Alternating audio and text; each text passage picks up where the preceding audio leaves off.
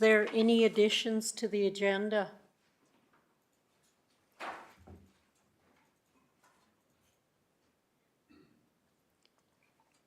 Of none? Could I have someone move it then, please? Councillor Lambert, all in favor? Carried. I'd like to welcome Staff Sergeant Devron Dittmeyer to the podium, please. Oops.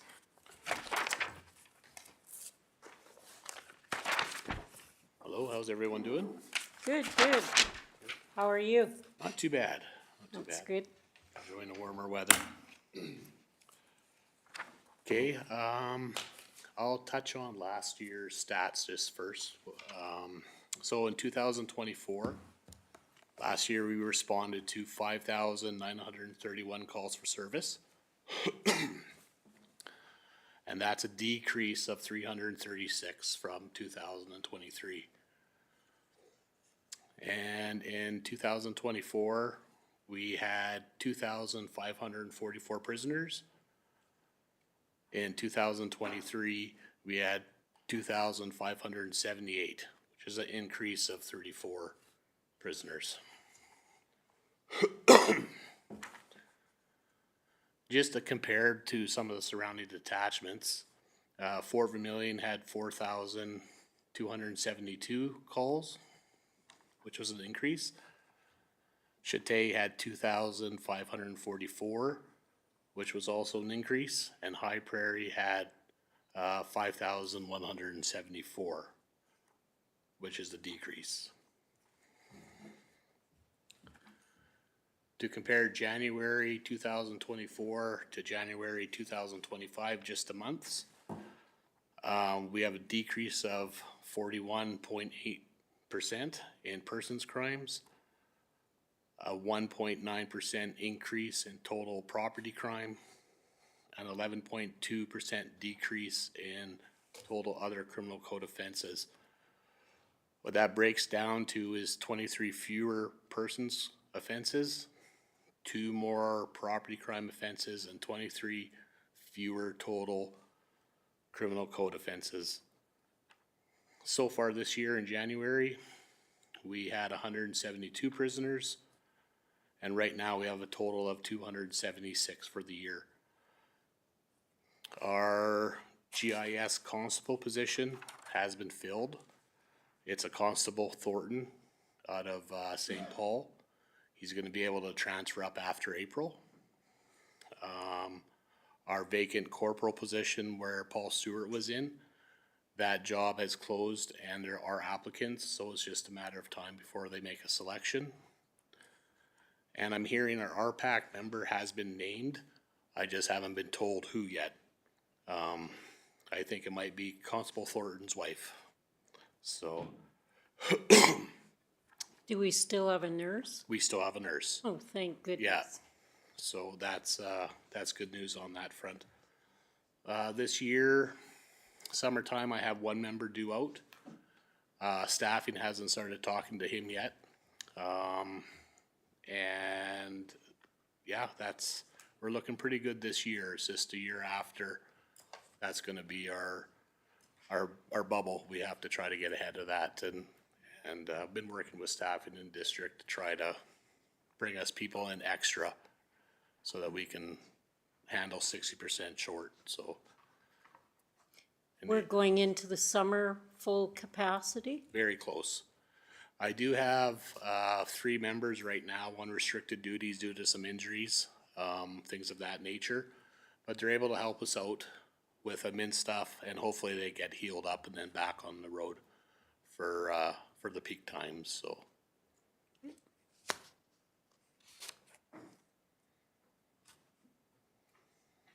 Any questions from council?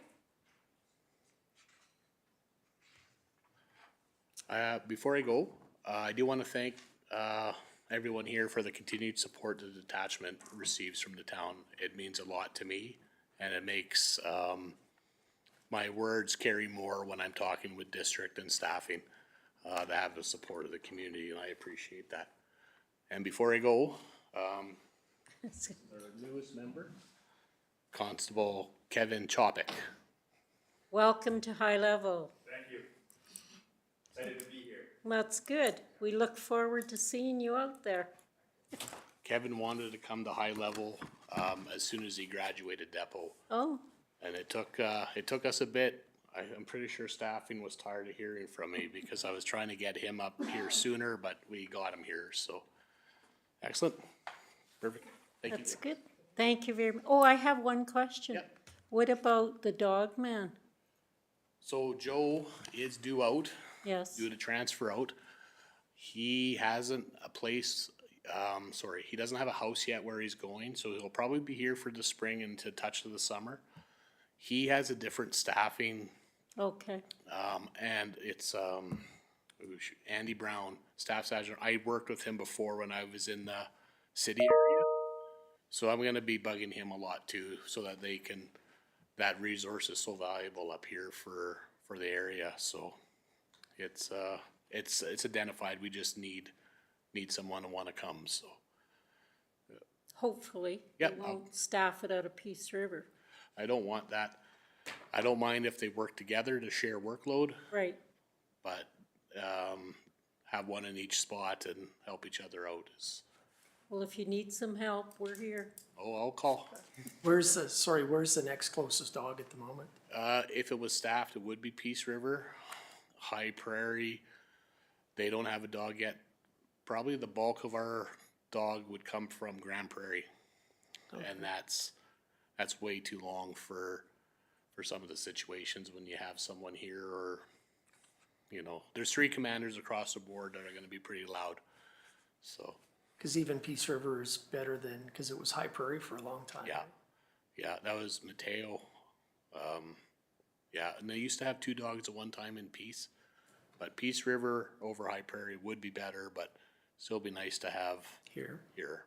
Yeah, so perfect, well, as the mayor said, if you need any support, let us know. will do. Excellent. Thank you. Have a good evening. Thank you very much.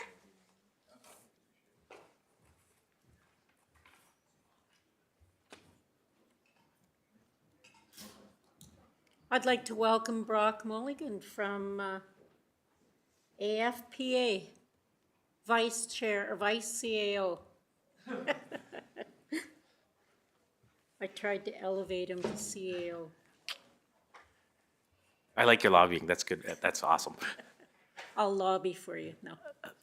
Thanks so much, Mayor and Council. Really appreciate you having me here and your support on a variety of issues that we've worked together on over the years.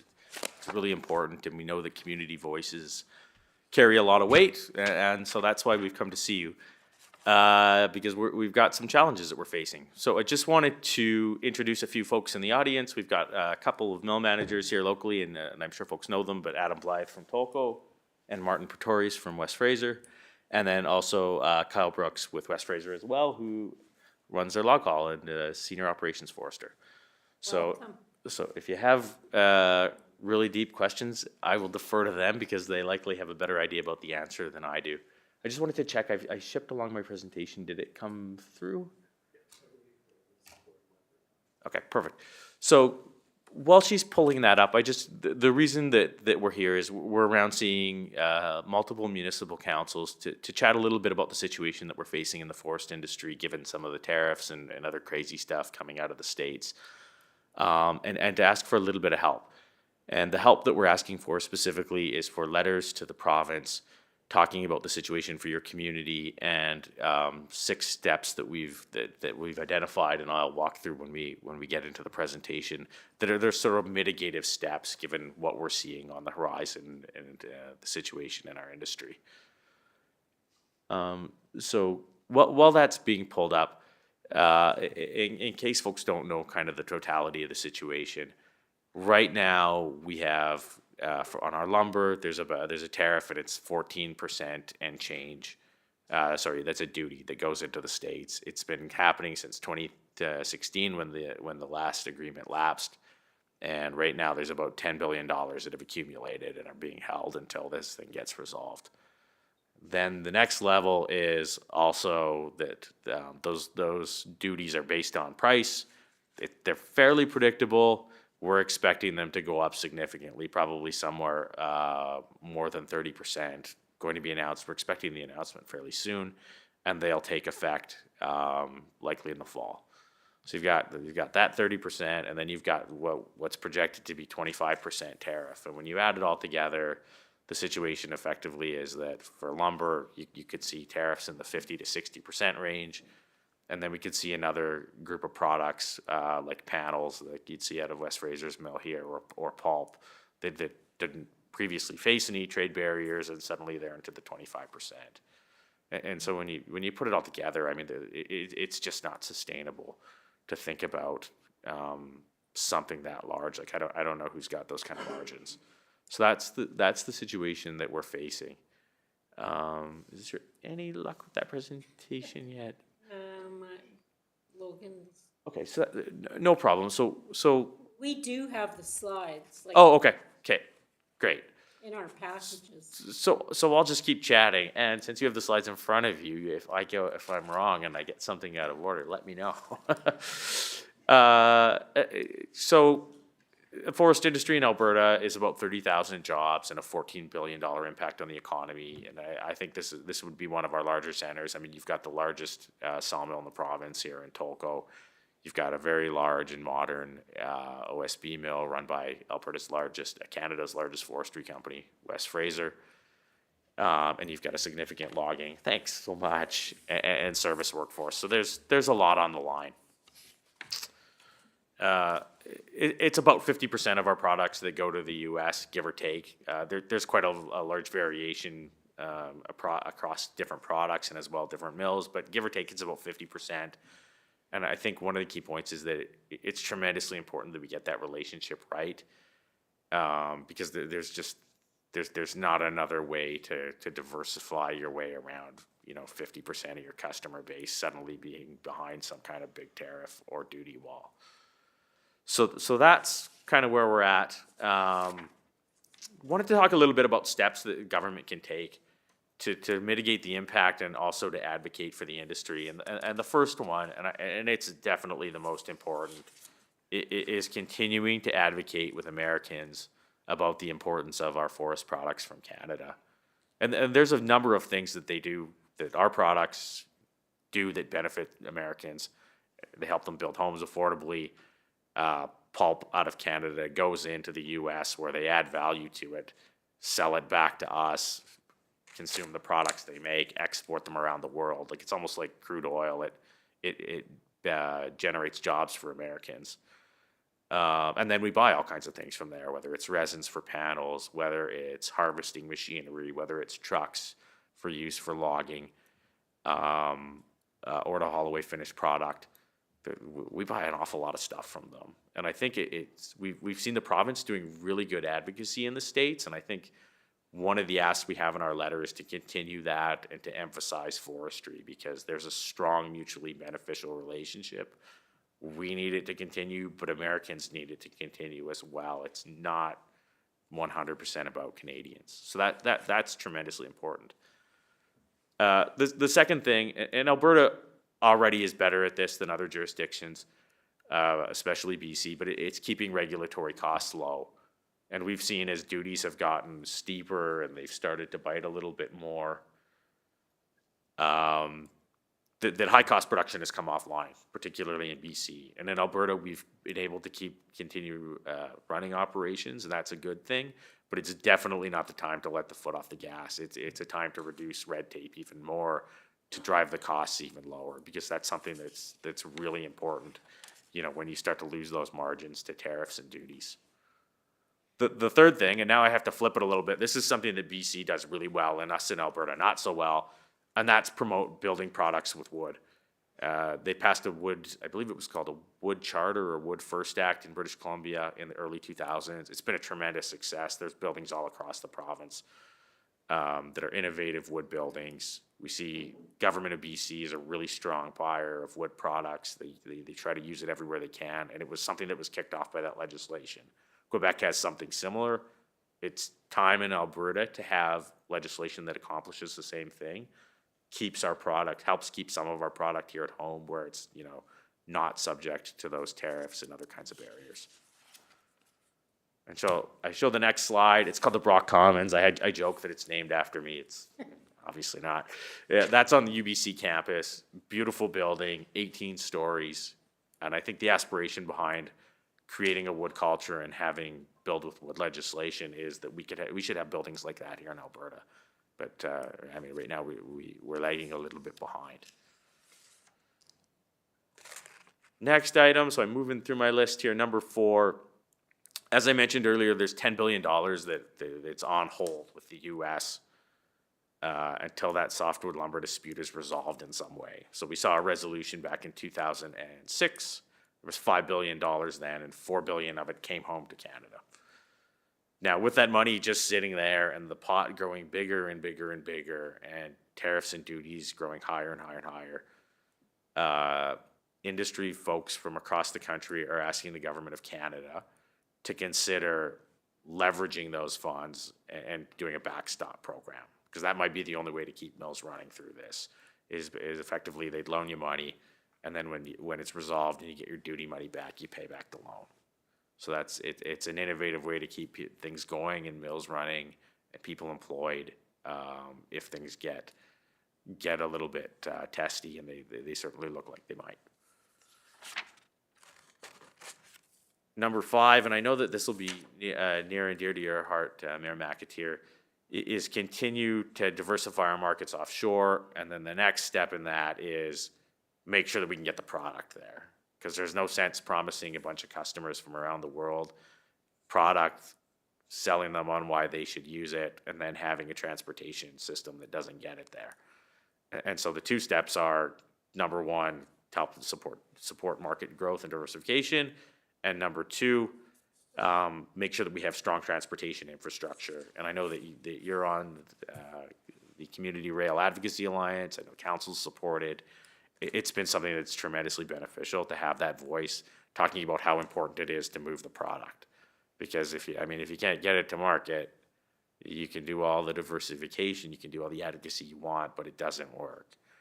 And so it's been tremendously beneficial having those community voices. And I think the next thing we should start talking about is how do we build a transportation network that can get our product to people all across the country and all around the world, because we're challenged with where we're sending it right now.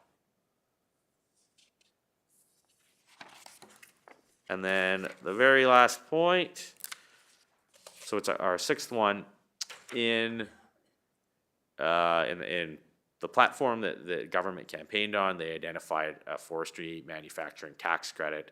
It's modeled after similar tax credits that are already in place for petrochemicals industry and also the agri-food industry. It was in the platform, it's in mandate letters, but they haven't actually gotten around to putting it in the budget. Right now would be an opportune time to do that. It's going to be a time where mills may need to invest capital to develop new products or change some things up to get new things to new customers. That capital is obviously, there's a big risk and it's difficult to raise in this kind of environment. Having a tax credit to help do that would be really beneficial. And it's already been proposed, it's already in mandate letters, it's now time to take that last step. So that's everything I've got. Contact information is up there. Please feel free to reach out anytime. That's my cell phone and my email. Just to reiterate our request of council, and a few councils have already done this, is a letter of support talking about some of the things that we can do to help support the industry. We're happy to help provide the information that you need, to provide drafting assistance, anything that helps to get that done. But so really appreciate the support. Happy to take any questions, or my colleagues with some of the companies are happy to take questions too. Deputy Mayor? Didn't the province recently introduce changes to the building code to allow up to 10 stories with wood here? That's right. So we actually, and I should have mentioned this in my presentation, we've already had a couple of really strong changes. The first change that we had was that we used to be capped at 4, and then they allowed you to go from 4 to 6 in kind of like a traditional stick frame. And then the second, we've seen good uptake on that. Like around my office in Edmonton and in Calgary, And even in some of I think there are some of these projects going to places like Grand Prairie as well. We're starting to see these 6 stories, so these are good. The second change they made is that for things that are mass timber, so basically you have these large kind of panels of wood that's adhered together, tremendously strong and also fire resistant. They let it go from 6 to 12. So that's a big change as well. We haven't seen a lot of those projects. Some of it is that we didn't see a lot of building in our big centers for a few years. So we're hoping to see some of those. The next step, I think, is talking a little bit about provincial procurement. It's an area where Alberta certainly has not been as strong as BC, and there's a really strong opportunity there. Okay. And then with the rail, have the mills been getting good support from CN? Certainly through CRAA, we've been all over that, but before that group started, we actually had CN come to a few tri-council meetings, and they had admitted at one point they were interlining center beam cars with US rail companies, but they weren't returning the cars, so they had 2,500 of these cars sitting in LA that weren't coming back. So I'm going to start, and then I'm going to defer to folks with the companies. It's been tremendously beneficial having communities able to raise the voice of industry. It helps when it's not one company sticking up their hand, because there are certain ramifications for that. So I think that we've seen a lot of benefit from Community Rail Advocacy Alliance on that front. But I know that folks with the mills will be a little bit closer to the situation locally. What are you seeing, Adam, Martin, and Kyle? Rail cars supply's been very good. I think during the cold weather, you're always going to have the hiccups. That is what it is. I'm sure. Yeah, same with us. Supply's been very good. Challenges with weather for sure. Otherwise, not bad. And then, sorry, my last question, there was just a thing in the news today about Irving in the East Coast, curtailing 50% of their operations because of electrical costs.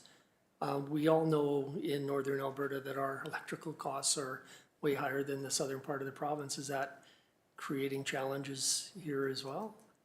Because the reason I'm asking is the province had said that they're supposed to be looking at the whole electrical distribution and looking at evening it out throughout the province. So I just thought if we could sort of add something in from a local perspective to that aspect as well in our letter. Sure. Yeah. What are you seeing at the mill level on electricity right now? Yeah, for us, electricity is probably one of our biggest expenses at this point. And I mean, you can just imagine running those being on the size of ours. It is extraordinarily high. So we do what we can to limit our power use, but it is very tough. Would the mills, and I know both companies have mills in multiple locations, for our purposes, would it be possible to get the rate that you're paying here as opposed to the rate that you're paying in the southern part of the province or in different locations? Because we had a presentation at Alberta Municipalities last fall, and the province is broken up into 4 electrical regions, and we're in the ATCO region, which is the top in terms of cost, and then it goes down. I think NMAX was number 1, and then Fortis was in there, and I forget the third one, but Link. but it was like, it's substantially different up here, and it's just because they overbuilt the distribution system and are making us in the north pay for it when it should be a provincial responsibility.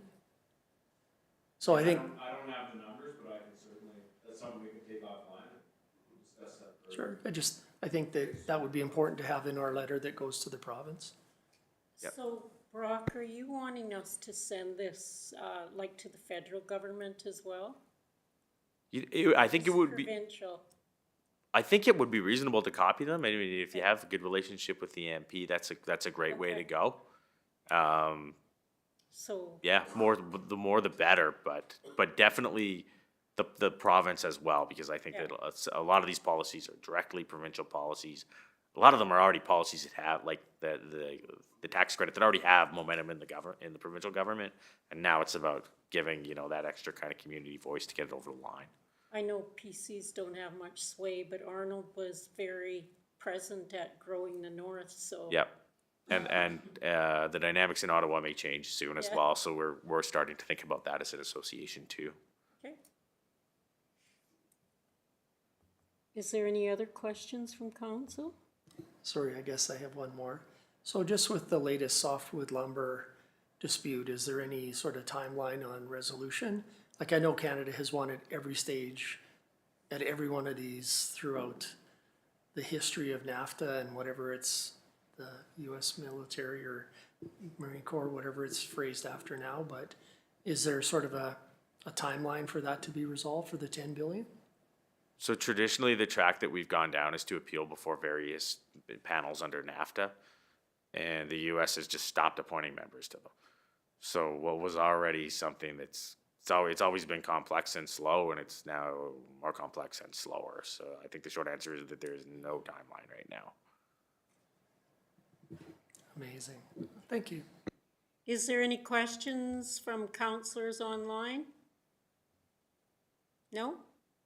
All right, thank you very much for your presentation, and we will continue to advocate for you. Thank you so much for your continued support. It's been amazing.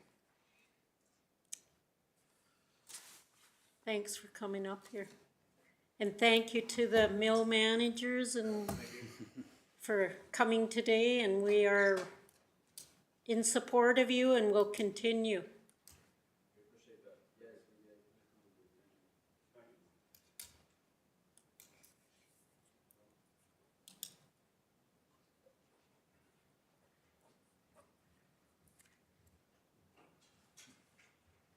So I was kind of late with my report. Did you all get it? No? Oh, see, the dryness has curtailed my sending of reports. I can't get on the new system, so. You can go through point by point. So, okay, so I will go through it point by point. We met with Chief Hukanuza and CEO Harold Wascollin and newest CAO of Enday, Jordan Asels, and our CAO Viv. We met with those above people regarding several key initiatives which remain under review and are subject to confidentiality, so I won't be discussing them at this point until they tell us that we can. So further discussion as they give us information, we will bring it to council. Growing the North, Josh and I and Brent attended. There were programs ranging from AI. If you're not on AI, you better get on there or you're getting behind. Right, Logan? Oh, I forgot Logan was with us too. And so we had several different courses, and a lot of them were addressing AI and the current trends in energy and oil and the looming tariffs. And so some were very interesting, some were not as interesting. But AI is reshaping all the sectors, so we better take a week off and figure it out. The highlight for me was meeting one of my heroes, Monique Horn Miller, who was the 14-year-old Mohawk girl who is in the Kahnawake territory in Quebec, who was bayoneted during the Oka crisis, which I taught for 25 years of social studies. Anyways, she was one of the speakers, and yeah, it was a really good, and she's the spokesperson for my favorite Manitoba Mucklucks. So it was very good. She was very inspirational about, and she continues to use her platform to promote Indigenous culture and reconciliation. And she said, just call me up and I'll come to High Level and do a presentation. So maybe that's in our future.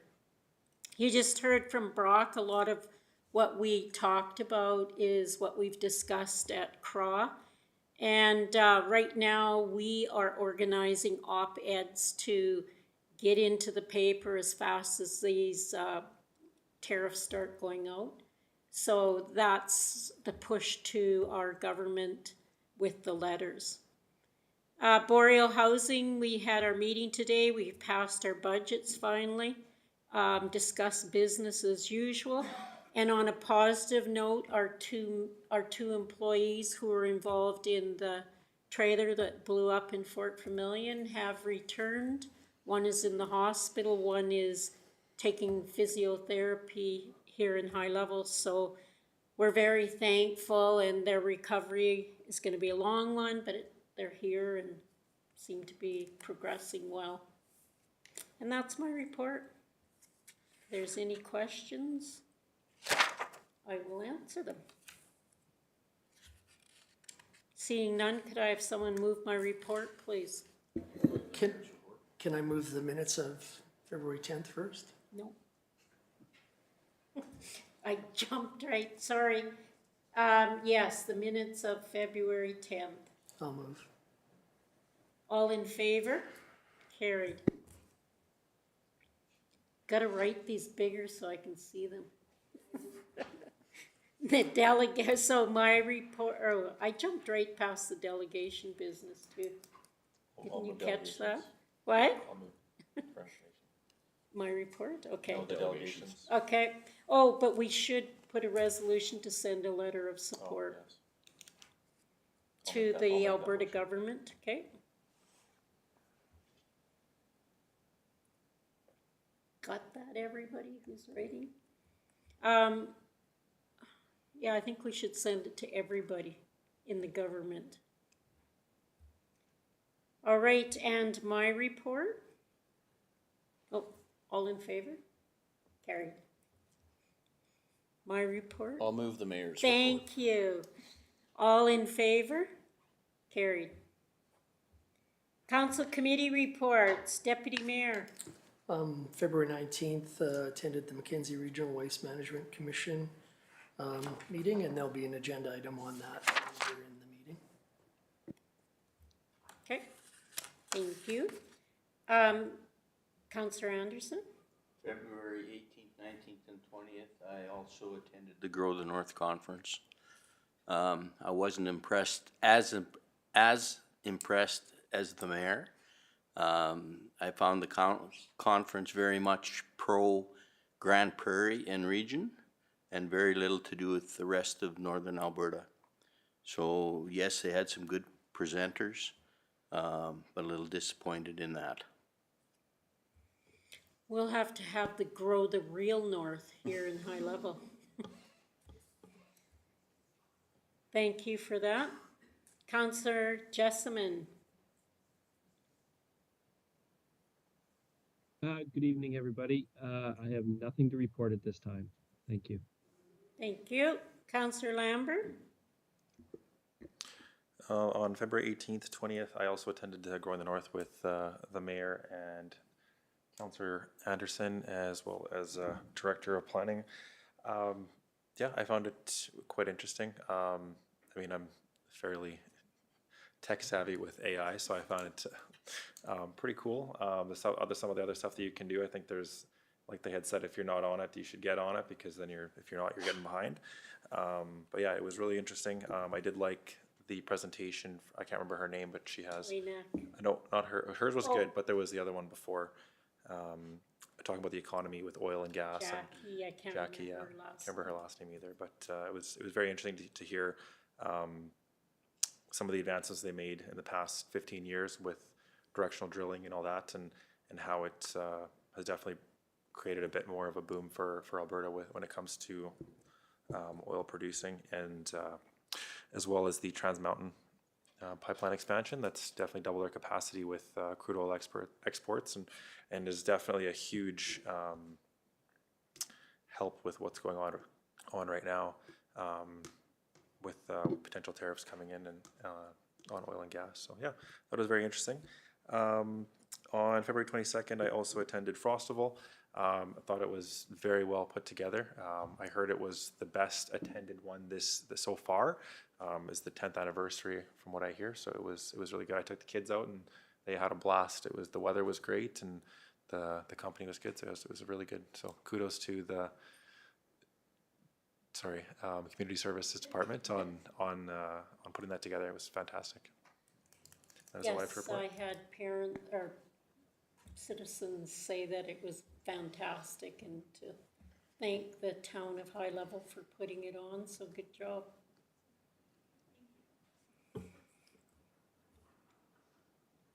Are you done, Counselor? Yeah, that's all I have to Okay, report. thank you. Yeah, and that Jackie, I can't remember her name, but she did, you know, not, I don't wanna say debunk what people are saying, but she says a lot of what people, you know, shut the power off. Well, we can't, because if we shut the power off, that means that Quebec goes out as well as some of Ontario. And you can't shut the gas lines off because, or the gas loops down into the States, and we can't build refineries. And so she made some really important things, Why can't we build refineries? because they're billions of dollars, and Okay. So it's a money thing. we do have refineries. The biggest thing she said was that we're landlocked. Yeah, And all the pipelines we have right now can only move crude oil and certain LNG. So once you have a refined product, those pipelines can't service that. You'd need you'd dedicated need new pipelines. pipelines. So we don't have the Refined infrastructure. Yeah. And that's billions of dollars. All right, Counselor Lebrion. Hi, all I have to report is the Mackenzie Regional Waste Management Commission on February 19th. And like Deputy Mayor said, that's coming up later in the package. And that's all I have to report. Thank you. Counselor Welke. On February 19th, I attended via Teams a Northern Lakes College CEC meeting. I am the alternate, but Councillor Anderson was unable to attend, so I got reacquainted with that committee. But so lots going on at the college. They currently have 80 students. They're up from, in this term, they're up from 55 last term. So they are seeing a lot more activity and uptake in their programs, and quite a bit going on. Just for everyone's information, there is a open house at the High Level campus on March 5th from 1 to 4 p.m., which also includes a discount for those signing up for courses with the college. So again, that's March 5th, 1 to 4 p.m. at the High Level campus. And other than that, I was not able to make it to Frostival, but I did watch the fireworks, and they were amazing, as always. And I think there were some new additions to the lineup that I've never seen before. Some pretty fancy explosions up in the sky, so kudos to that. It was really good. And that's all I have. Thank you. Thank you. Could I have someone move the reports, please? I'll move it. Counselor Anderson, thank you very much. All in favor? Carried. Moving on to the CAO report. Good evening, Your Worship and Council. I also attended my first Frostival, and I was in awe. It was amazing. They did the team did an amazing work, and the fireworks also blew me away. So yeah. I also collaborated with the directors to finalize our budget for council's consideration. I continue to work diligently with staff on the year-end processes for 2023 and 2024, as well as on reconciling grants and outstanding balances to fulfill our statutory requirements with the province. Additionally, I also ensured that the storage tank system at the airport is now in compliance, so I renew our permits that were expired. I also secured a legislative services officer to conduct our municipal election and assist me with council agendas, minutes, and bringing outstanding legislative items into compliance. I met with the RCMP staff sergeant for a tour of the RCMP detachment, where I had the opportunity to meet their team and discuss some possibilities for mentoring and collaboration between their officers and our community peace officer. And HR matters continue to consume a significant portion of my time. Any questions?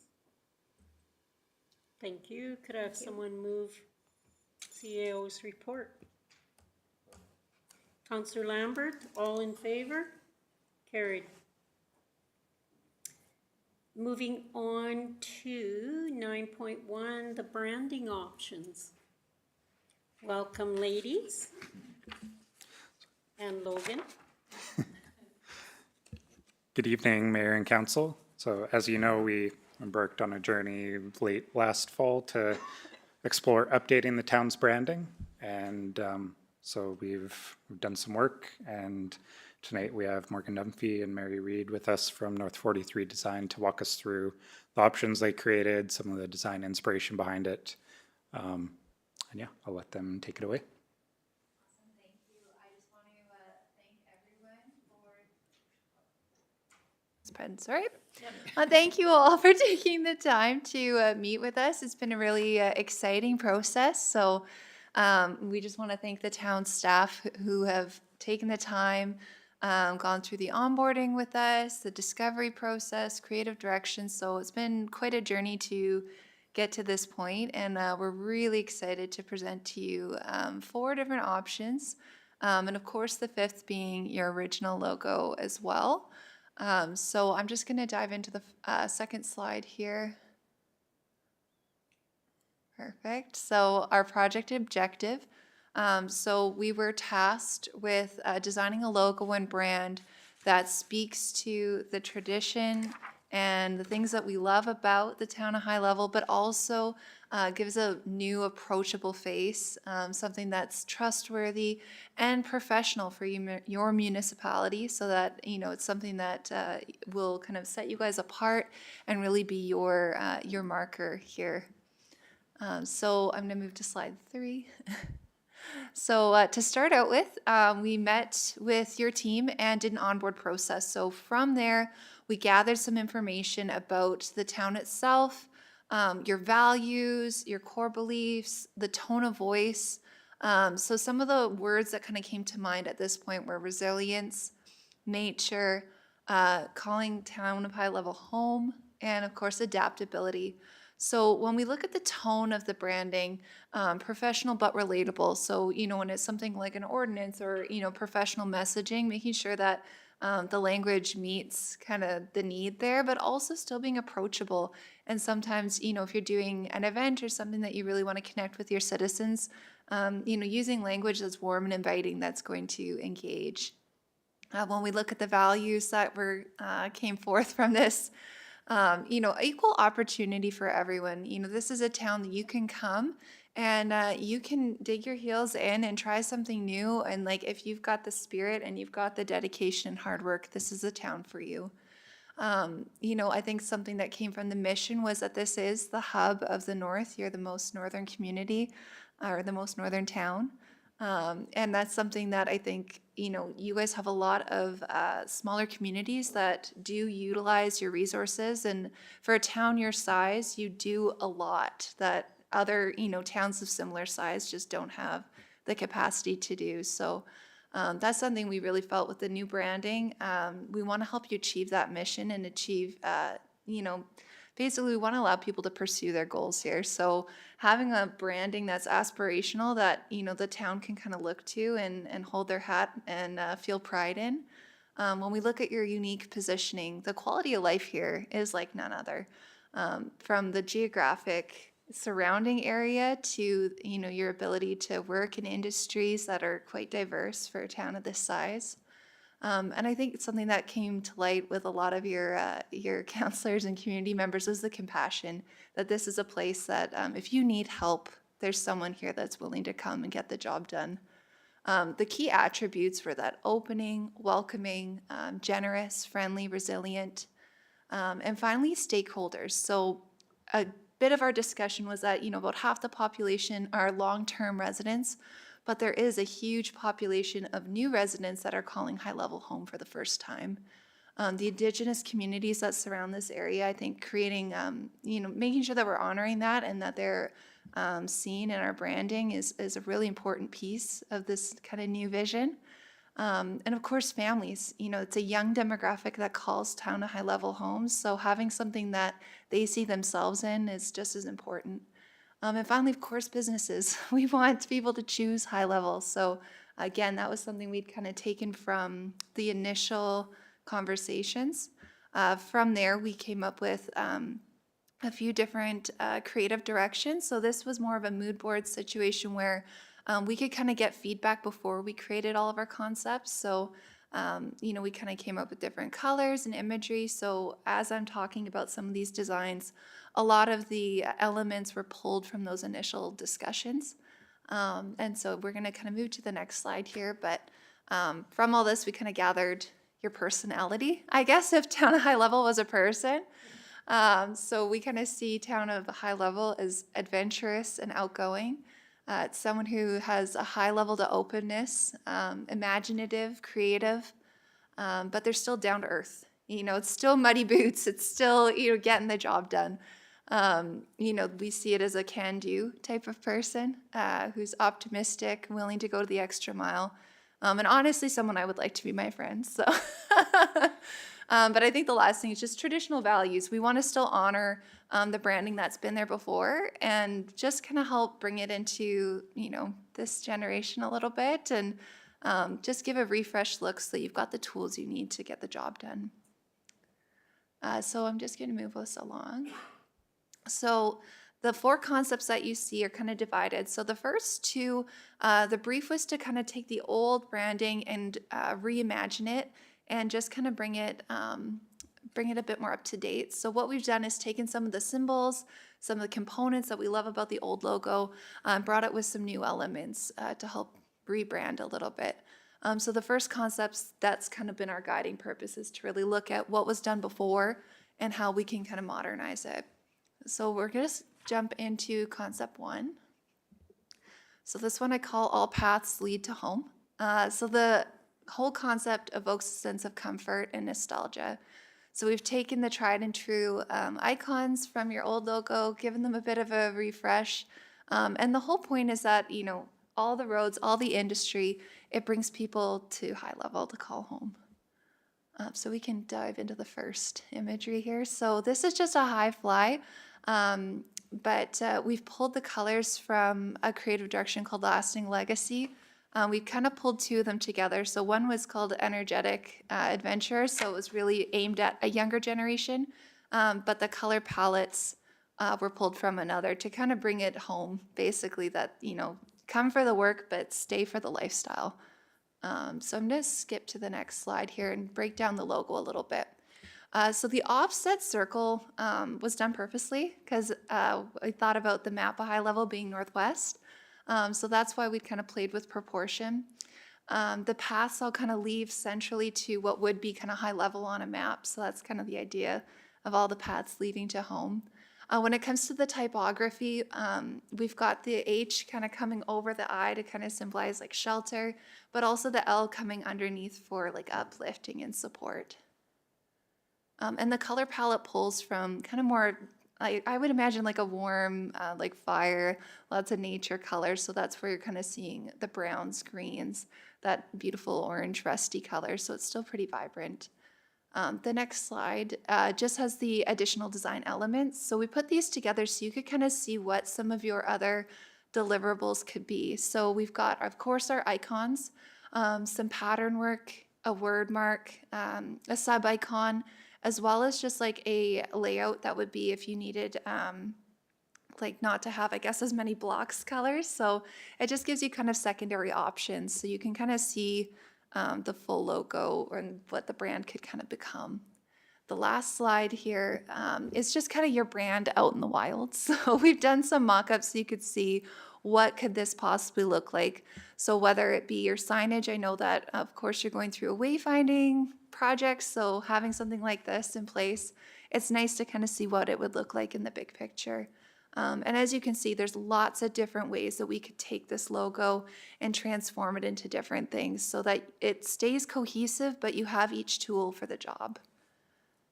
So concept 2, we call it the Resilient North. So we've taken the icons from the original logo and put it with more of a modern typeface. And then we've put them kind of in open circles to symbolize that everyone is welcome and that there's always room to grow. So we're gonna just jump into the first. Perfect. So the colors that we have here from, if you've seen the creative directions of Resilient Jewels, but the idea was that High Level is the jewel of the North, and we've pulled from the Northern Lights with this color palette. If you want to go to the next slide, we can break it down a little. So as I mentioned, the open circle on each of the elements just shows that we're open to innovation, we're open to growth. The actual logo typeface is, it's pretty modern, but it's still very easy to read and could be applied in a lot of different ways. So we tried to really blend like the tradition with the modernity so that you can capture that essence of High Level where, you know, there's a bit of old, there's a bit of new, and there's something for everybody.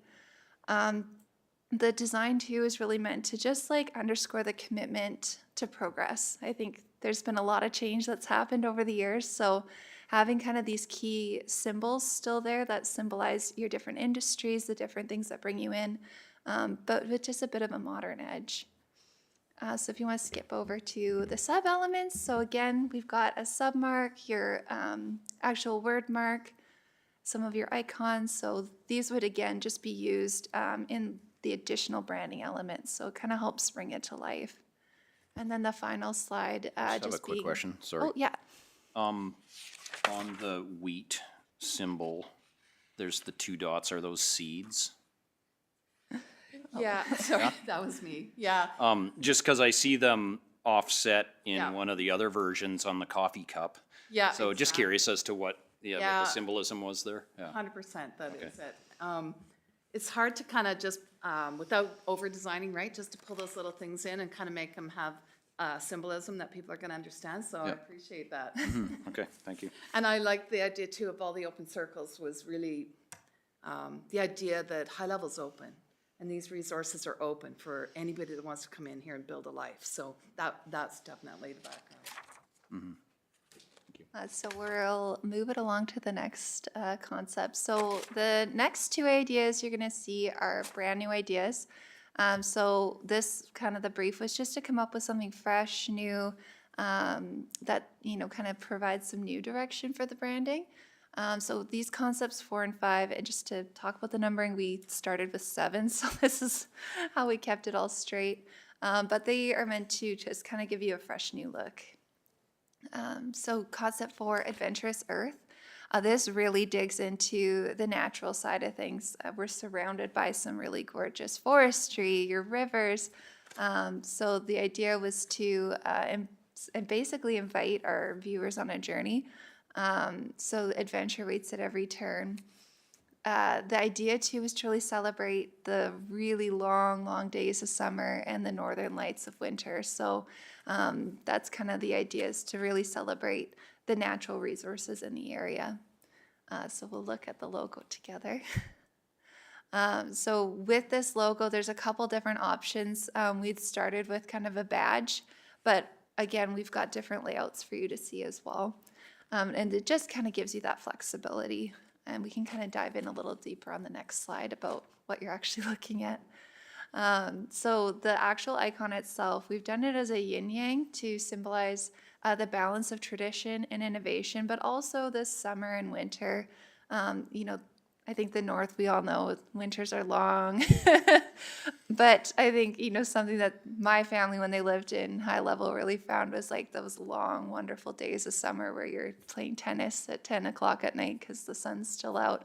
It's quite a unique experience, and the sun itself celebrates enduring warmth and vitality, as well as, like, I think the human spirit. So that's where the sun kind of came into play and what kind of drove the inspiration. On the right-hand side, the patterns kind of symbolize the northern lights. So we'll see in the next slide some of the color usage we can do. Yeah, perfect. So the idea when we were kind of working internally was just to kind of talk about both sides of, like, the joys of the summer and then the beauty of the winter. I think when you call the North home, seeing that beauty in those cold days definitely makes it a part of your life. So With the sub-icons, we also have a fun like HL, so that could be used as like a monogram in different places.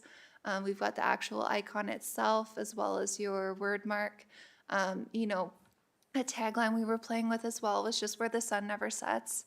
I think it kind of talks about industry, how, you know, you're working, like, I know myself with our background in oil, but in forestry as well, like the clock never stops. Industry is 24/7. It's a place where you guys do so much, and when the sun's up, you're working. So that was kind of the idea with this. And then the next slide is just going to showcase here, again, your brand in some mock-ups so you can see what it could look like. So like I said, that kind of sub logo could be used on hats or different apparel, different stickers.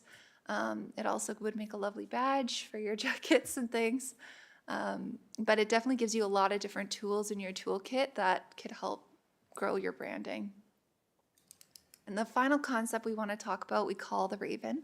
So concept 5, it really reflects your community, but in a really modern, elegant way. So the idea is to talk about the spirit of innovation. The Raven does hold a lot of symbolism, so wisdom, intelligence, transformation. It also, in Indigenous cultures, is a key character in many of the stories. So we thought that this, and also we've been told by your different team members here that there are ravens everywhere. So they said if you've been in high level, you've probably had an encounter with a raven. So we're just going to look at the logo itself now. So it's a bit of a modern, elegant logo. Again, the colors have been pulled from the Northern Lights, so they're the same color palette as number 2, that Jewel of the North color palette. But it's just very elegant, and as far as just readability, you're able to kind of just see it's all out there. So I'm just going to skip to the next slide here and kind of dig in a little. So with the typeface, the rounded letters, they kind of represent the continuity and renewal, and they kind of echo that timeless spirit of the Raven. And as I explained, the Raven does have a lot of symbolism, so it's something that it would definitely be a cornerstone of the branding for this concept. And the color palette, again, the goal was to really pull in kind of those deep jewel tones and rich colors. And honestly, it's something that you would stand out in the crowd when you look at the regional area, the different towns and logos. It's definitely not a wheat symbol, but it's something a little bit unique. And so going to the next slide here, though, as you can see, we do have still elements to accompany it. So it wouldn't just be one raven, that's your whole town. We've kind of built out different designs in this kind of modern rounded styling so that we could kind of use them throughout your branding and kind of build the full story. And I've been doing a ton of talking, so we'll leave you with the 4 logos on this final slide. Oh, sorry, this is the logo out in the wild. So the one thing I just wanted to also just mention, when you're going with something a little more modern and that typeface looks a little slender, just know that there's multitudes of different weights that we can do that in. If you looked at the one before this, it had a really strong kind of bold typeface. And when we looked at all of the typefaces, we didn't get into them deep, but we certainly can. They all have a reason why we've chosen them. This one here was very, I thought it really looks like the Raven, and it just it feels really encompassing. And I know in our discovery, we really heard strongly that this town really takes care of its people. So that's kind of the angle we went to. And it just is a little aspirational. It's a little different, and you guys are different. So we want that to stand out. Sorry, these are the 4 logos. So we'll open the floor up. We'd love to chat. There's also, of course, printouts in the back as well for you to look at, but we're happy to chat and take any questions. Questions, comments? I like the Raven one myself.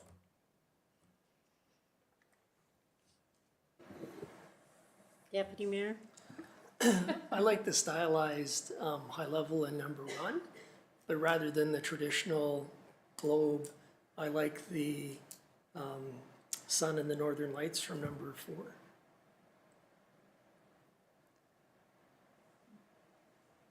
So to take that and put it with the stylized, the H and the elongated L.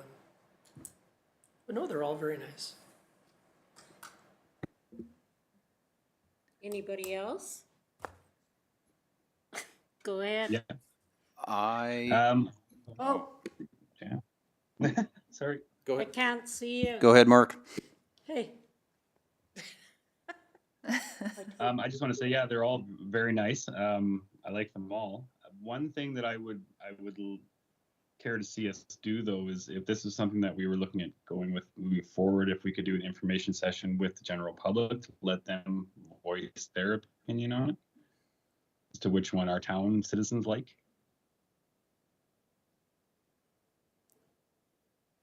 what's the timeline on this, Last month. Logan? Thank you for the question.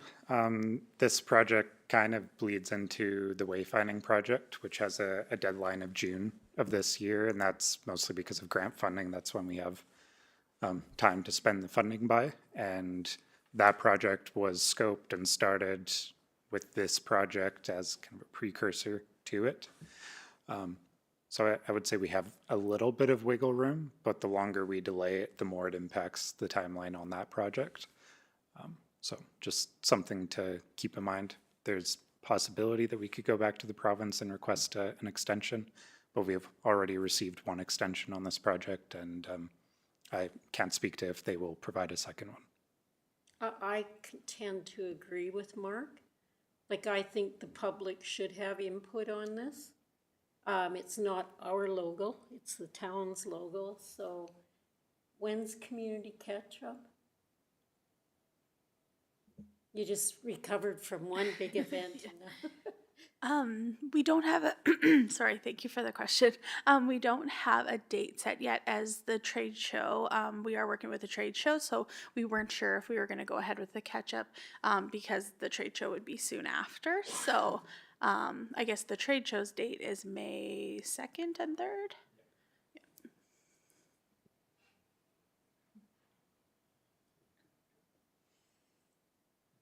Just the reason that I say that is because that is where you could gain some community input. But if our deadline's June, do we just have to pick a logo by then? Or do we have to have it? With the wayfinding signs, they'll be incorporating the design of our branding into the design of the wayfinding signs. It's weighted towards the end of the project, so starting in April, going into June, figuring out what do the signs actually look like. If council did want to have some public input on this, then my recommendation would be we can go ahead with all 5 of the options, these 4, including stay with our current logo, and bring that to the public. Or if there's some the council feels very strongly with, we could narrow it down further so we get a more pointed amount of feedback from the public rather than leaving it very open. The one thing with logos and designs is that everyone will always have a different opinion on it, and you'll likely never come to consensus. But if we want to do public engagement, that would work. What I would recommend is rather than waiting until May to do that, do it immediately. Put out a public survey, and we could make sure that there's something in the paper directing the public to the survey. We have a public engagement site now set up, so we could do that fairly quickly.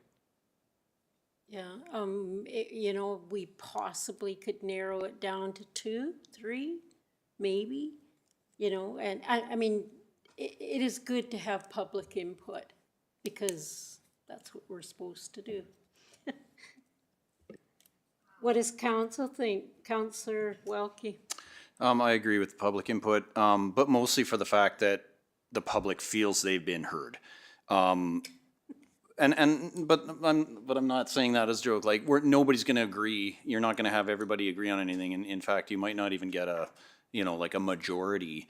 But as long as they feel heard, and if we did discover through just a simple survey, I think that people have the opportunity you know, just pick one. What's your preference? And then if there was a majority, that would maybe help gauge what we do. But me personally, I really like I guess I will call it concept 2, which is the one that maintains the elements of the existing. I kind of like a bit of continuity from what everybody is probably used to a little bit. So I really like that one. But then I also really like concept 5 with the Raven.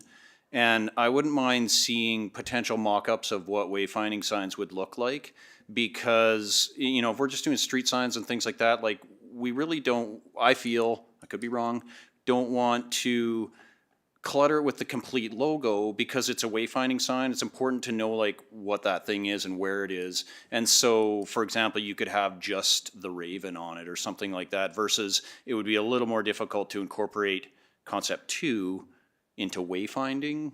Although you did a great job of breaking out the elements to how they could be used individually in certain circumstances. But I think the simplicity and the elegance of concept 5 might work really well for wayfinding, and the font maybe too. So I'd like to see some wayfinding sign examples utilizing these as well. But that's my 2 bits. Anybody else have anything to say? Sorry, can you hear me? Oh, okay. I was just gonna echo possibly narrowing down choices if you're going to the public, just because decision paralysis is a real thing, as you're all experiencing right now with 5 potential options.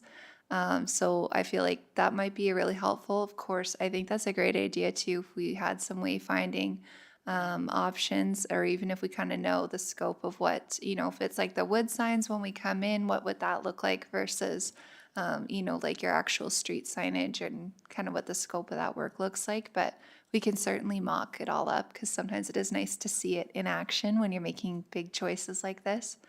But I would certainly recommend, if possible, the more narrow the focus, the more likely you'll get a clear winner. The more choices you have, you'll likely divide your votes.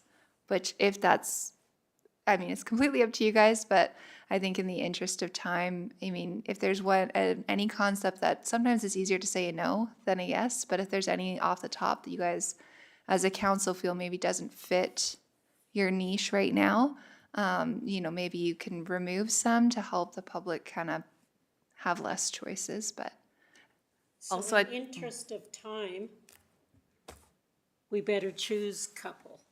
I also just wanted to add, if there's portions or pieces out of, perhaps you don't choose one specific logo, but you really like the design of a certain element, we can certainly work that in. We can take that design and then perhaps use the font of the one that you choose, but using a different design. So don't be afraid to say, oh, I really love this element, we'd like to see it incorporated with this, and then take away this design, because we don't like, maybe 80% of it doesn't fit where we're going right now, but we really like these 3 pieces. So feel free to go ahead and do that, and we're happy to assist in any way that makes it easier for your citizens to come to a decision as well. So my choice up here, just to muddy the waters, is either 3 or 4. 3 because it incorporates basically what we have, but in a more modern design, with the same elements of what we are known for. And then, of course, number 4 is the modernization, you know, bringing in the long days, the, you know, Northern Lights, that type of stuff. As an old timer, I find that a little hard to, you know, concede that part of it. The wiggly lines don't, to me, represent the Northern Lights. I was a little confused by it, but I assumed that's what it was, but I was a little bit confused that, to me, that's not how I would represent them. The long days, that type of stuff, yes, I have no, you know, definitely it's there. So I don't know whether you could incorporate those 2 together, I'm not sure. But those are kind of my two takes on them. Josh? I agree with the deputy mayor. I really like the typeface on the second logo, I guess. Concept two. The first variation, but I like the design of that one. It looks really nice. I'm just not sure about the color palette. It just seems a bit. I like the darkness, but it also just reminds me too much of fall. Our falls are really nice, but you know our winters are longer. I really like the idea with I believe it is number 4. Where the sun never sets. I like the idea that you brought up of, you know, with innovation and industry and how people are working on the clock here. I really like that idea, and I think we can kind of carry a lot of that over. When I first looked at these last week, I did not like the Raven one at all, but after you talked about it and explained the logo, it made a lot more sense, and I actually do really like it now. It grows on you. It does. But at the same time, I feel like we have so much more to offer than a raven. Ravens are very symbolic and very. I understand that, but at the same time, they can be a pest to some people. And so I like the simplicity of it. I feel like it can work. But I just feel like, again, I feel like High Level has more to offer, and when people look at our logo, I feel like they should see the different industries and the different things that are out there. So for me, it's between the concept number 2 and some of the elements of number 4. I don't love the logo of number 4. I feel like it's too congested, but I like the ideas underneath it. With the the way the sun never sets and the little things like that. The HL logo with the tree is cool. I just feel like the entire logo itself might have a little too much. And I agree with Brent. I wasn't sure what the squiggly lines were when I first looked at it. I thought maybe it was oil, but I don't want to represent an oil spill anywhere. Okay, so we have all 5 of them. Terry. Oh, I can't see Terry. Number 2. Oh, sorry. What's that? Number 2. I really like the number 2 concept. I hate 2. Is that one all My roads? sorry. What's My 2 that? favorites were number 2, 3, 2 and 3. And I do like 5, like Josh said, once she kind of explained it to us here. It's very simple. The one thing I didn't so much care for about 5 was how the H is shaped with the rolling of it.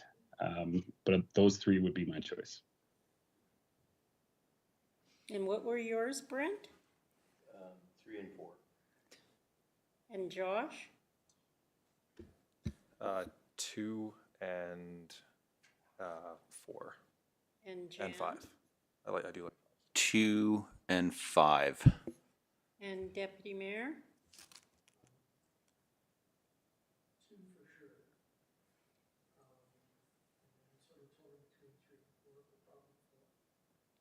And Jessamine, 2? Yep. And Mark? What did you say? 2 and 4. Nope, hold on. Let me just relook at the picture. Everything's freezing on me over here in my room right now. 2 and 3 are my 2 favorites. Madam Mayor. I guess I'm outvoted. I do not like 2 at all because I don't like the color palette, number 1. We've gone from vibrant to blah. I like it. I'm expressing my opinion. I like it. I do like number 5. I don't like the thinness of the letters, but you said we could work on that. And I embrace the Raven because I think it's a big part of our friendship with the Dene, with the native people in High Level. It is very symbolic, more so than I believe a caribou is. Yeah, so those are my words. Question. Yes. Madam Mayor, Yes. could we also hear the opinions of the staff that are present here? No, they don't want to do that. Could I just add that we can do any of these could be in different color palettes. Like if you like the vibrant jewel tone colors, we can take the logo and recreate it. So if you like the layout and the structures and the symbolism of one, we can definitely, if you don't like a color palette, that's pretty easily remedied. So just keep that in mind. So thinking about the symbolism and the shapes and the message, and then we can work with the color palettes. So just while you're thinking about it, that might be one more thing to add. Sorry. No? It's more opinions. There's more people in the room. Logan, do you have an opinion? I guess my only opinion that I would have is I like all of them. I think they're all while I appreciate the current logo, the reasons for wanting to change it are very apparent in terms of the logo and colors being difficult to work with from a graphic design perspective, the contrast between them, the strength of the shapes that are within the current logo. It is very difficult to work with when designing templates and documents and wayfinding signs and stuff like that. So I would say, if I was personally being asked, I would say one of the four. I think they're all great, but ultimately a council decision. So I told you. I know, but I'm just interested in Jenna, other people. we have a speaker coming in at 8:30.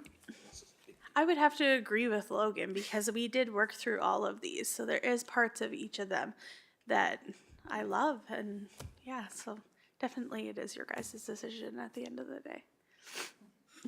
Yeah.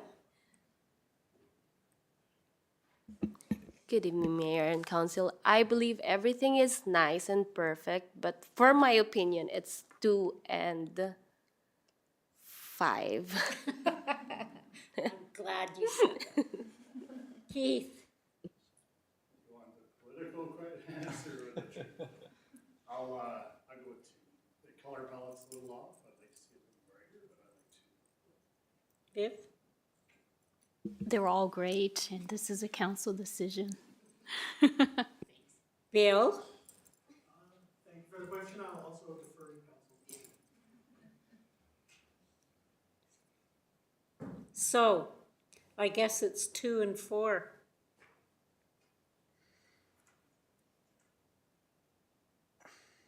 But we're doing some, or like to put out to public, is what you mean? Yeah. 2 of them? Could I suggest, even if we just decide, do you want a new logo or do you want to keep the old? That could also help just remove an option off the top. I feel like that your old logo hasn't really been discussed a ton, but We were going rebranding, Yeah. so I think. perfect. So you're really down to just these 4 anyway. Perfect. Slip I just 5 wanted, in there. yeah. Slip 5 in too, just to see what people think.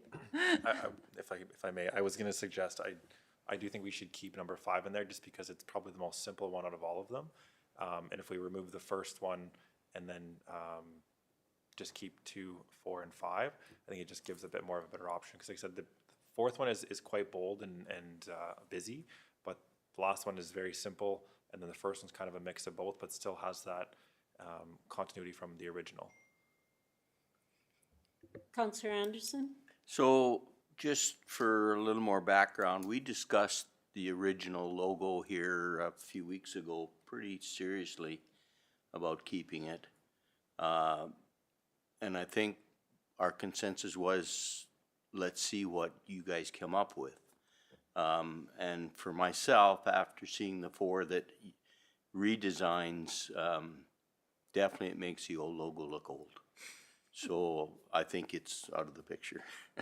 So we need to be drug into the 21st century, is that what you're saying? I think we appreciate that. It's hard because we looked through all obviously all kinds of publications that you put out, and I think your team does a great job using those colors and those logos, like a great job, because we know we work in that world, and I think that you'd be giving them a gift by just helping them with something a little more modern. In our discovery too, we went through and asked the question, what do you like of other logos in towns and municipalities around? And interestingly, they were all very similar in all of the designs. So our desire was not to be similar. We want you to stand out.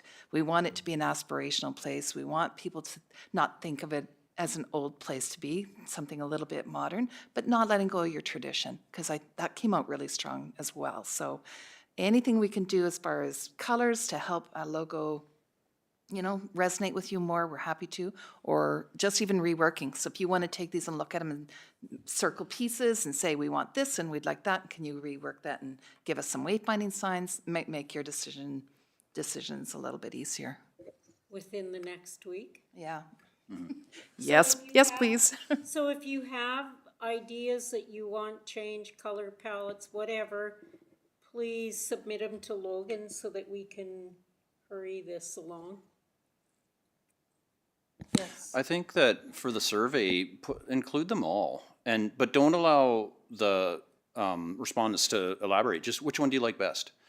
And then we'll get a better idea of what the town wants, and then we'll tweak it. Like I get the feeling like that, everyone thinks this is council's decision, but it's really not. Like in the end it is, but I don't want to just us be responsible for the entire municipality's new logo. So we want to hear the public.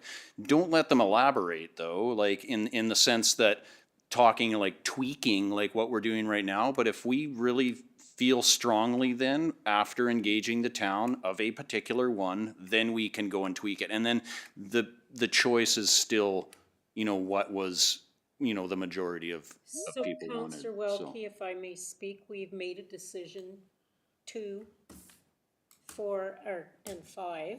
Those are the ones we're gonna put out to the public. Okay. Which ones? 2, 4, and 5, or 2, 3, and 5, sorry. No. Right on. 2, 4, and 5. Oh yeah, 2, 4, and 5.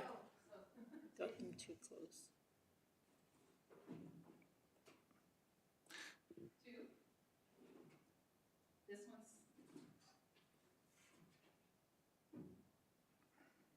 So is this? Yes.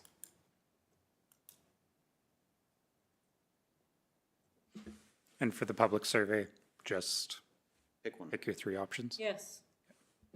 That would be the fast, or rank them 1 to. Yeah, I would 3. say maybe ask people to rank.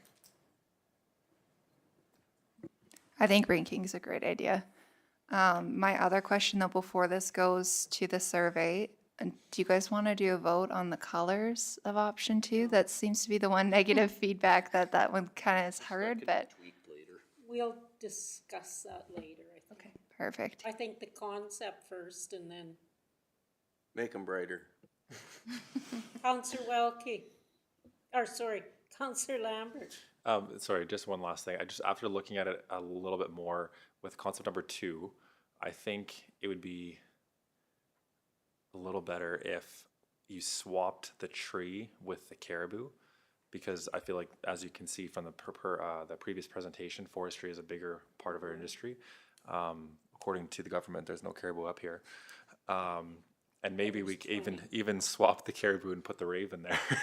That's why I said we have more ravens than we have caribou. So that's just a suggestion for that one. Yeah, sorry, I was just gonna say, we were talking about that too. So we could pull the raven into any of these, so they can be in the circle, they could be in any aspect of the icons, because we too felt like the raven was, there's a lot of strong symbolism there, and we definitely wanted to embrace your First Nations community as well, and just, yeah, there's just a lot of really great symbolism with it. So it's not, doesn't have to be like part of an industry as much as an identity. And it's not that I want to throw oil and gas under the bus. No. But High Level is not much about oil and gas.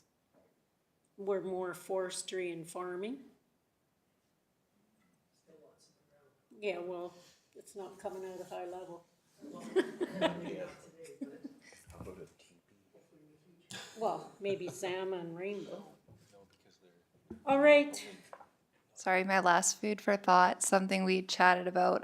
As you can see, well, if you go through the pack, in the option with the raven, we'd kind of pulled that caribou as a sub symbol.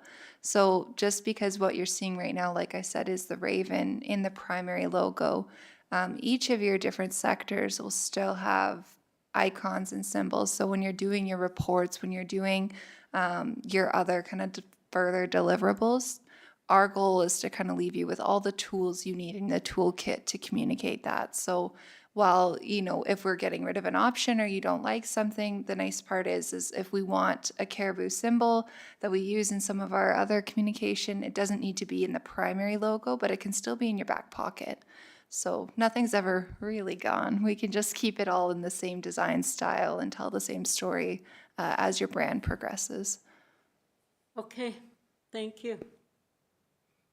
So have your ideas to Logan by the end of the week.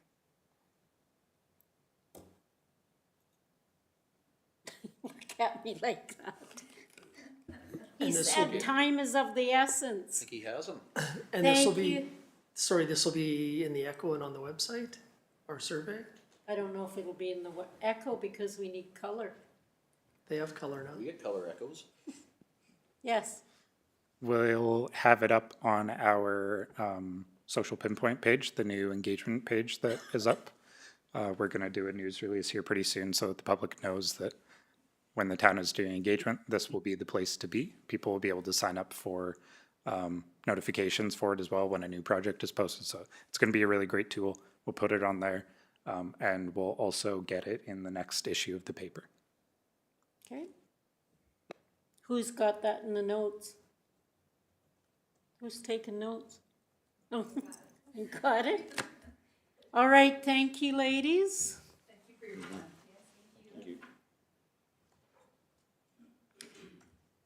So, are you sure? Yes. Oh, you texted him? Okay.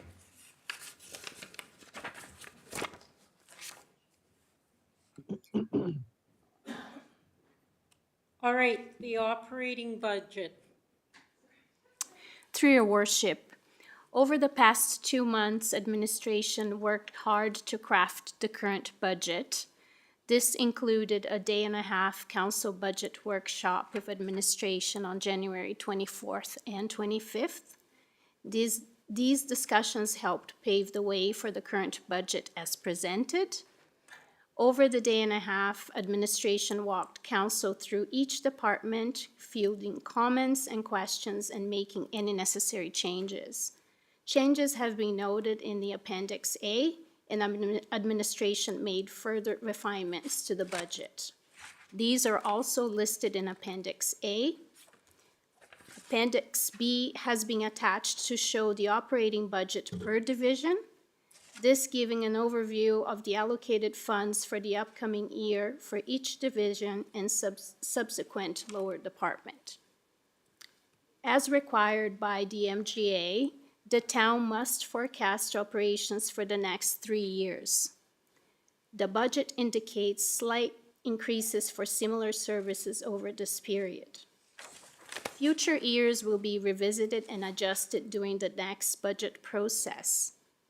Attached as Appendix C is the 3-year forecast for 2025 to 2027.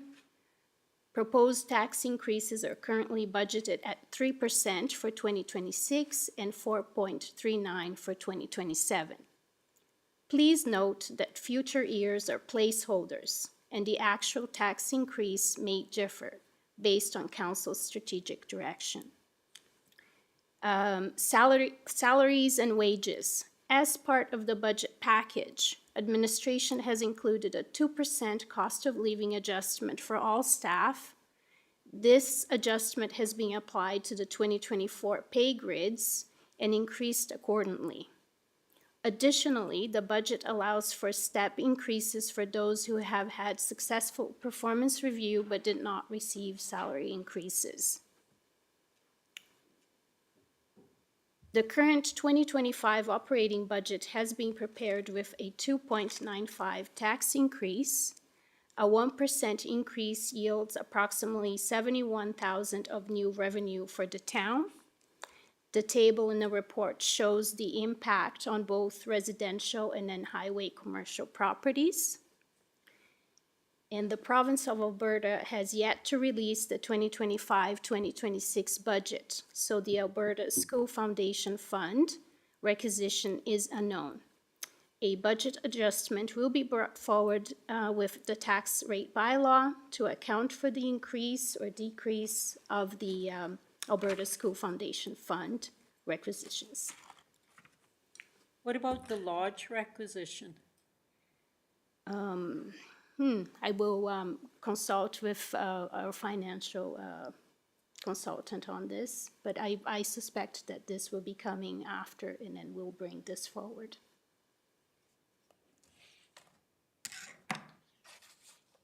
So it may be a larger increase. Yeah, maybe. Councillor Lambert? Just a question on salaries and wages. I see, like you mentioned here, that there's a administration included a 2% cost of living adjustment. Did we not do that last year or agree on a certain amount per year? For cost of living? Yeah, for COLAs. Like, did we not do that last year's Yeah, we budget? do it every year. Yeah, but I thought we had made an adjustment for ongoing. It depends on the current cost of living inflation. But I thought it was council's decision on that. No, I Because we were the think ones it's who good made to the do it decision on yearly. that last year. In the budget. Because we chose if we were gonna go 1%, 1.5, or 2. Not for the next years. We can't. What if the cost of living goes up 8%?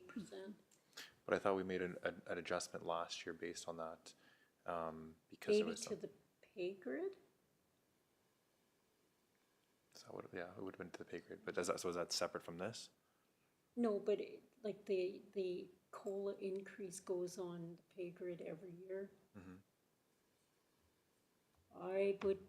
I don't know. I don't recall it. I just thought it was a council decision. We did a substantial review on the wage grid last year. But the cost of living adjustment's been an annual thing and just depends on inflation. It doesn't mean we always have to give exactly what the COLA is. You can decrease it. But was my understanding. I thought that was a council decision on that. That regardless of what it actually was, that we decided on Yeah. a certain percentage for the next few years. Yes. That was what I understand or remember from what we did last year. So if we can maybe get some clarification on that. It'd have to be it would have to be a resolution. Somebody can research the. Around this. Through your worship, yes, we will research. I don't believe that we did any kind of a COLA deal for 2025 in 2024. We did not do that. No. But we may have passed a resolution for 2023 with the COLA as council. I know there was quite a discussion on it, but it may have been just for the pay grid. I'm not sure on that, but I know there was lots of discussion on it. Well, there was an increase to the pay grid last year. Yeah, and that might be where it was, but, Not COLA. No, he adjusted the whole pay grid. yeah. We Can you discussed the bring COLA us the quite a pay bit. grid? That was a very big discussion that we had. Oh, I will, Not right now. not right now, yes.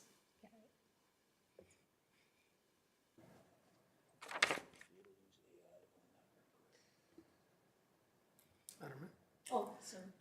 So the question I had is, we have a 13% increase in protective services for revenues, but we have a 17% decrease in expenses. And I know we had made some pretty big decisions on protective services, like adding bylaw enforcement and things like that. So I guess one of the benefits of not having it electronically, I can't go back and look. I didn't keep my paper copy, but I don't recall us cutting the expenses by $569,000 because of those changes that we had made, so I just wasn't sure where the numbers came from.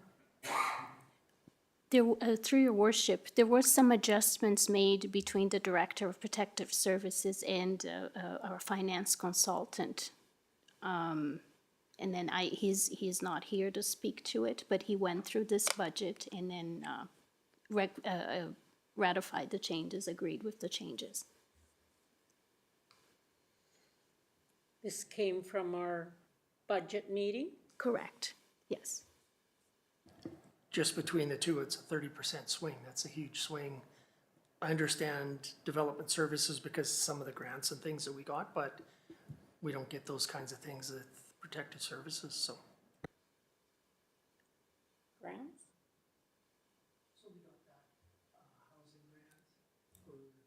Yeah, yeah. So that, that's why the revenue and development is up 12%. I get that. And I see why the expenses in development services are gonna go up because we're gonna implement all of that, but Right. just protective services seems to be a 30% swing between the revenue and the expenses was, I don't recall us doing that big of a change. Can you clarify that with Justin?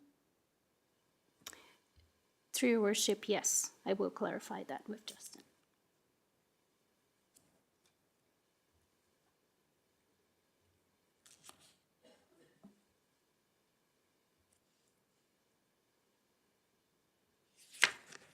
Any other questions? You want to table this to the next meeting? Sure, I'll move that we table this to the next regular council meeting. Although I may not be here, but, We'll give you the answer. okay. That would be Okay. March the 10th. Correct, okay. Table till the 10th. Where are you gonna be? Holiday. Okay. All right, all in favor of that tabling motion? Hello? Carried. Okay, the municipal library appointments. Through your worship, Lydia Waters, Chair of the Town of High Level Municipal Library Board, has requested that council consider appointing Jane Robichaud. Robichaud, yeah, to the Town of High Level Municipal Library Board for a second consecutive term starting February 25th, 2025 and ending February 24th, 2026. Additionally, Lydia Waters has requested that council extend both her term and then Taryn McCaskill's term on the board from 2 years to 3 years to comply with provincial legislation. The Town of High Level Municipal Board convenes on the last Thursday of each month with additional special meetings scheduled as necessary. And some board meetings will include an in-camera session to discuss security, legal matters, personal issues, labor relations, or other topics pertinent to the board's operations as permitted under the Freedom of Information and Protection of Privacy Act. Meeting dates will remain unchanged unless a quorum cannot be achieved on the scheduled date, and summer meetings in July and August will be arranged as needed by the board. New board members will receive an orientation along with an orientation package containing resources and materials related to the roles and responsibilities on the board. Administration has presented Lydia Waters' request to council for consideration along with pertinent information regarding municipal library appointments. Council? I just have something to add on this if I could. Okay, So this is coming from, with the reappointment of Jane, that is one that is just normal business. Her term came to a close. She chose to extend for a little while.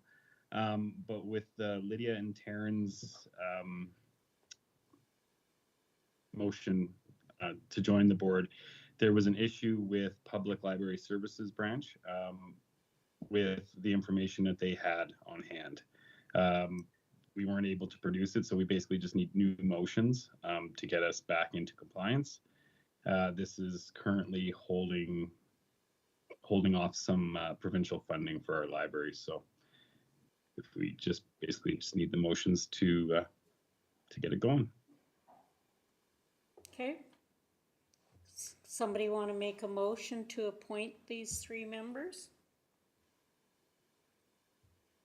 Counselor, I'll make the motion, so I'll make a motion to, appoint Jane Robichaud for her 3-year term of February 25th to February 24th of 2026. okay. All in favor? Carried. I'll make a second motion then to extend Lydia Waters and Taryn McCaskill's appointments to a 3-year term from a 2-year term. And when does that end? So I'm hoping that that starts from when they started, which was a year ago or so, and extend out for the 3 years. And I don't know those dates, so. It was in the. I would like to see those dates presented. So maybe that should be deferred until the next council meeting, so that that library board can give us those dates that we're extending to.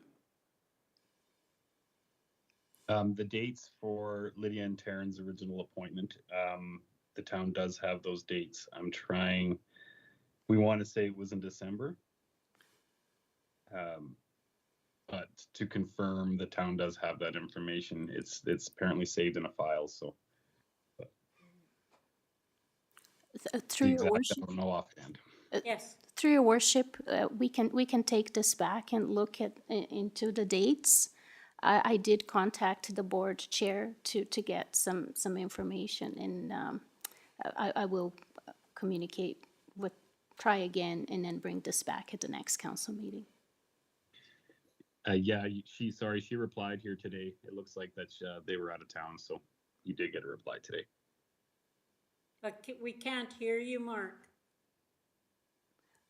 Sorry, the service here is really bad. There was a response from the library board chair today, which I received in my email. So Viv should have it as well. Stating the dates? A ballpark date and where to find the information from when they were appointed. We'll defer this to the next council meeting until we get those exact dates. Question? Yes. Did Councilor Lieber those state that time is of the essence in order to get some funding? Do we need those dates in the motion specifically, or can they just be based on their position start? Through your worship, it would be best to have those dates in the motion. Okay, thank you. So, Councillor Anderson, do you want to table those till? I'll table it till, well, there's a third option here, I guess, is that we could appoint both of those from today for 3 years. Sure. And that would, if then funding is at risk, that would take that risk out of it. Okay. Through your worship, but the work that they've been doing so far, Yeah, Viv's right. yes, I don't think that's a good idea to do that, so. Okay, so then I would table it till next council meeting. Okay. All in favor of that tabling motion? Carried.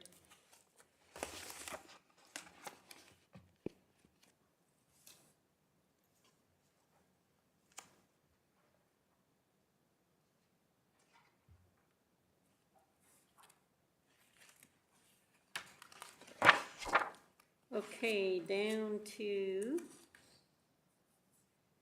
correspondence for action. Mackenzie Regional Waste. So if you Deputy turn, Mayor? if you turn to page 274 of your agenda, it's a map, and the red outlined area is the current size of the landfill. And then the portion to the north and west outlined in green is the area of expansion that we're hoping to do. The commission currently only owns the land that's within the red area. And you can see on the western side going north and south, there's two industrial cells where we're taking lightly contaminated soil. The first cell, I think it's called Cell 5, actually filled up a couple of years ago. We built a second cell, Cell 6, that we thought was going to last for some period of time. And no, it is filling up quite fast. And with the anticipated soil that we're going to receive, it's going to be full fairly quickly. This is one of the big cost drivers for the commission. Without this, the tipping fees for the municipalities likely would have had to have rose significantly over the last few years. So you can see that the expansion of the industrial waste to the west and north is really what's of utmost importance at the moment. The solid waste cell in the middle still has significant room, but rather than doing it piecemeal, we'll do it all at the same time, and we'll acquire land that will allow us to do the next two municipal solid waste cells. If you go down to page 280 in the package, there's a little flow chart sort of setting out the process for the approval. We've recently completed the public engagement. We've received no submissions from any members of the public. So now it's gone in for technical review and then on for ministerial approval. So simply because time is sort of the essence, we're asking for all of the member municipalities, so High Level, Rainbow Lake, and Mackenzie County, to write letters of support to the province to try and expedite, because it's sort of a multi-phase approach in that they have to give us the approval. They then have to make available the land for purchase from the province, because we have to acquire that land before we can do the development and then proceed with the development. So we're asking for letters to Minister of Forestry and Parks, Infrastructure, and Municipal Affairs. And I believe they were going to provide, our consultant was going to provide a template letter for the town to provide. So that's what we're asking for, support. Unless Councillor Lebron has anything else to add.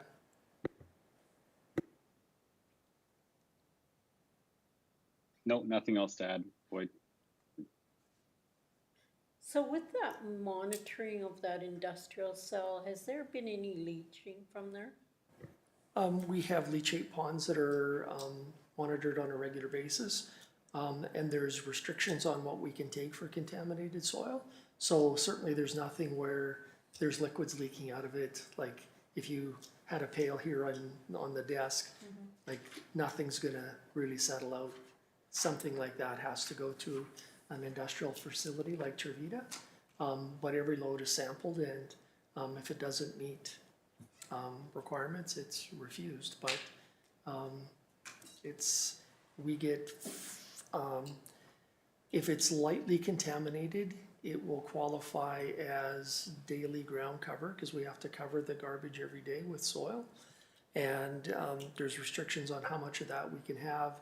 And that soil comes in at $35 a metric ton. And then the stuff that goes into the cell is $45 per metric ton. And we've been open 7 days a week since Christmas to comply with the demand. And there's been a significant volume delivered already this year, with anticipation, or it's anticipated that there's going to be consistent delivery throughout the balance of the winter. And as everyone's aware, there's been a huge project up in the Zama area that's been put off and put off and put off by first Apache, then Paramount, and now Invictus, whatever the new company is called.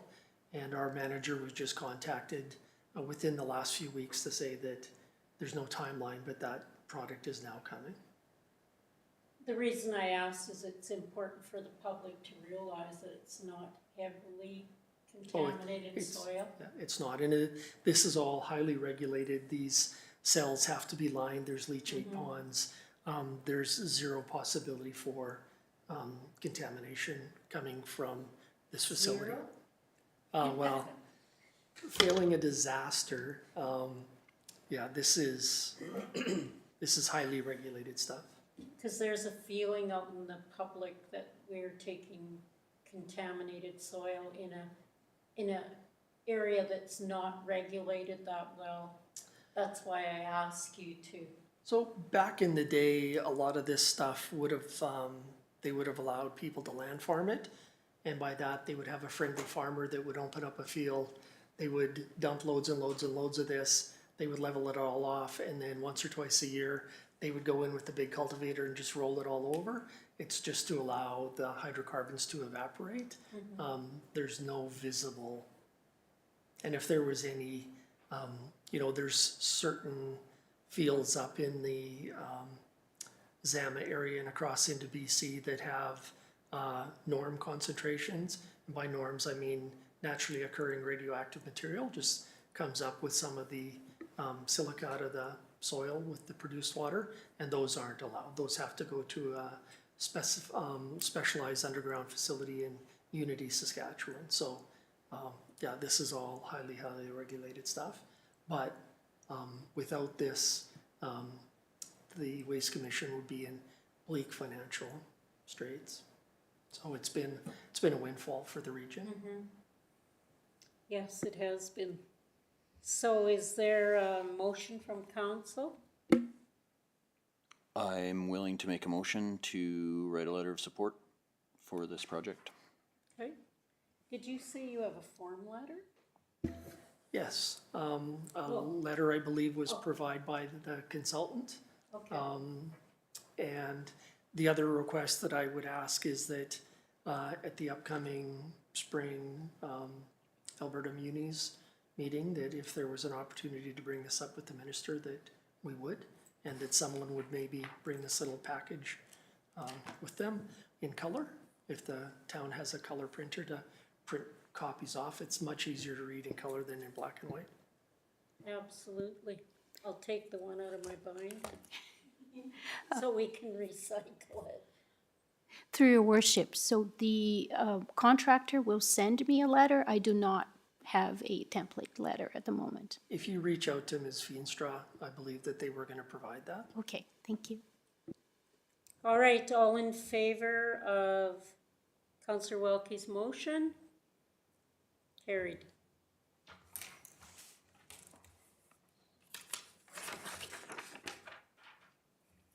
Correspondence for information. Could I have someone receive that for information?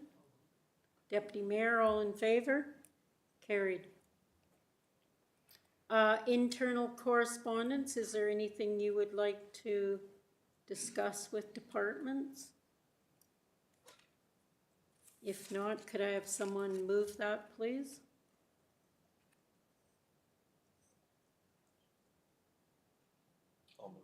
Councillor Lambert, all in favor? Carried. And that is the end of our public portion of our meeting. And can I have a motion to move in camera, please? Councillor Lambert, all in favor? Carried. You can have 5 minutes, Jan. There's new snacks. There is? Run. I will. I'll need a cup of tea too.